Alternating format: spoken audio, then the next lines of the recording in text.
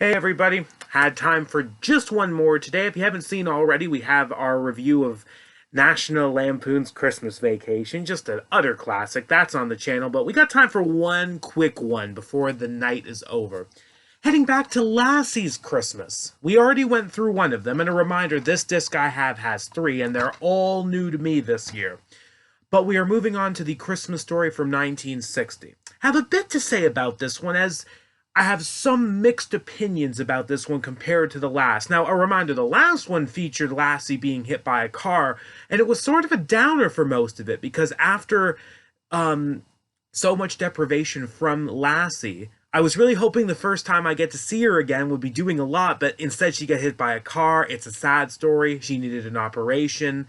But it did bring everybody together to achieve that Christmas spirit and miracle. That is not the episode we're covering today. Let's just go into the description first. As Christmas time nears, Timmy, the little boy, and Lassie meet up with a boy and girl new to the neighborhood, and they become quite friendly. The boy and girl take Timmy and Lassie to their home, which turns out to be an abandoned shack with little to no food and an abandoned car in their yard, so to speak. The children's father rebuffs Timmy and Lassie, telling them the family doesn't like strangers, not really telling them. Timmy goes home, tells of the child's plight. Ruth, his mother, and also played by Judy Lockhart, love her, makes a food basket, but she too is rebuffed by the father. Timmy and Lassie, however, manage to smuggle the food to the children. Then they set out to raise money for Christmas presents. So let's get into this as a whole, though, now that I've just given you the general idea of it, which, on paper, I do like the sound of it. That's a beautiful way to get a Christmas episode rolling, is helping the unfortunate, which is something we should all make somewhat of an effort to do if we can every year. Not just this time of year. Like, if you can, open up. Life, man. But we're not going to go into detail too much about that. So the episode starts off enough by actually ticking me off, because Timmy and Lassie are walking by themselves in the street, and oh my gosh, a car was literally so close to hitting Lassie at the start of it. It just triggered me. It's like, seriously, I just watched the last Christmas episode and we're teasing this? Terrible. And then they pass by a Santa who looked like he was raising money for the Salvation Army.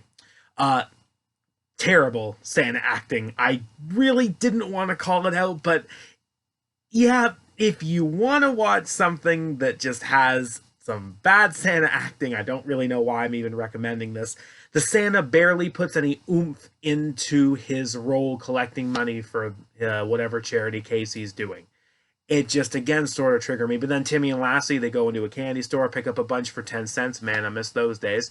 And they notice two kids staring in the window who look like they'd love to have a ball in the candy shop, but don't seem to have any money to spend on anything. So Timmy naturally acts friendly towards them. They meet up, share some candy. They head back to Timmy expects their house, but it is just an abandoned little tool shed out in the middle of nowhere, and a car that needs fixing.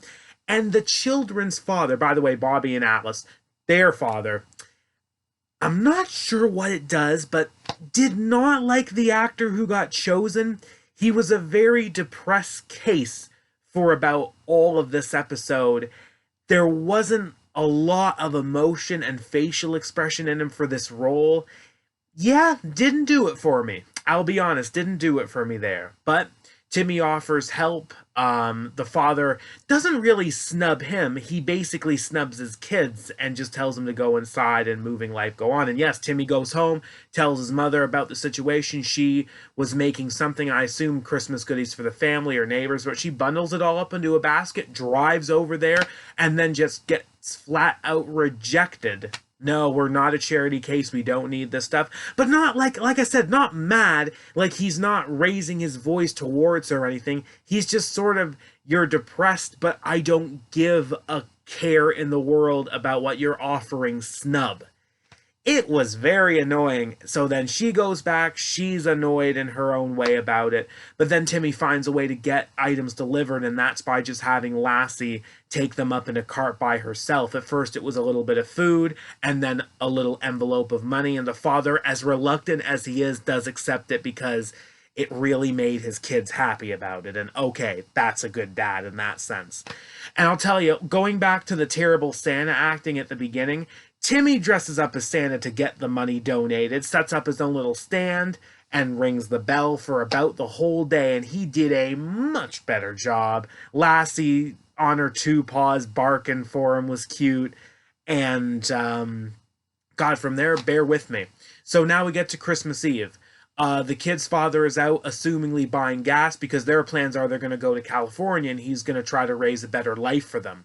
The sheriff stops by, though. He wanted to talk to their dad, and the kids are obviously afraid of the police. We then find out in details when the sheriff goes to visit Timmy's family and explains that the sheriff from the other town where this family was staying called, mentioned them, and said that he is apparently not fit to raise the kids. They need to be fostered, so he needs to be taken in. Kids need to be fostered. That's basically the bottom line of why the dad didn't want to know anyone around in the neighborhood. He didn't want their case to be found out because he knew he would lose his kids.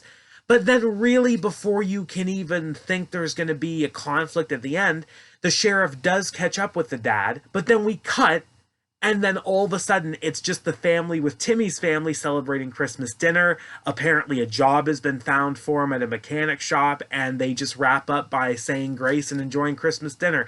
It was a rushed ending, and this didn't leave too much of a good feel on me. I love Timmy and Lassie in this episode. They were terrific. I'm not going to put down them or their kayfabe family in this show, but oof, the plot was okay. It just didn't get carried out to a nice enough degree. It feels weird saying this, but I actually prefer the 58 Christmas Story to this one. The Lassie tragedy hurt me, but I really like the way it brought everyone together. So 58 would be my favorite. I didn't hate this one, but from what you can probably tell me describing it so much, I wasn't exactly too thrilled and excited to be watching it without getting what I was hoping for, more of a good Christmassy feel, while taking advantage of having Lassie at the same time. So that's it.